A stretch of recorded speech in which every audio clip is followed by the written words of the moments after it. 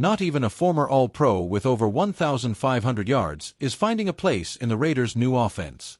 His name is big, his resume is respected, but the front office's response was straightforward: we don't need him. But what changed in Las Vegas that one of the most productive runners of the last decade was simply ignored? The answer lies in what insiders are calling a backfield renaissance, and you'll understand now why he was left out of this bold new plan. Nick Chubb, once one of the most feared running backs in the NFL, is on the market.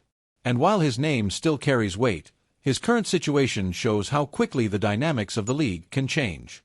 2 years ago, Chubb was rushing for over 1,500 yards and racking up touchdowns for the Browns.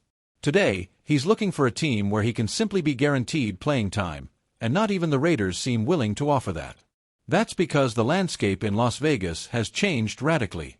The arrival of rookie Ashton Jeanty has brought new energy to the backfield.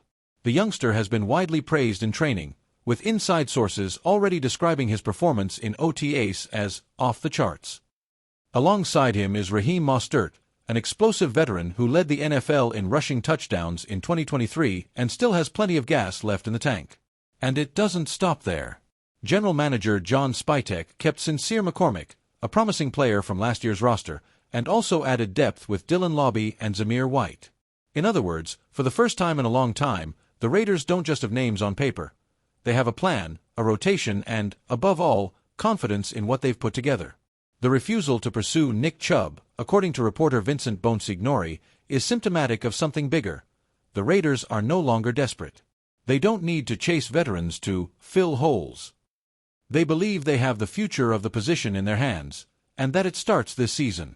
Of course, things can change between now and the start of the season. Injuries happen, performances fluctuate.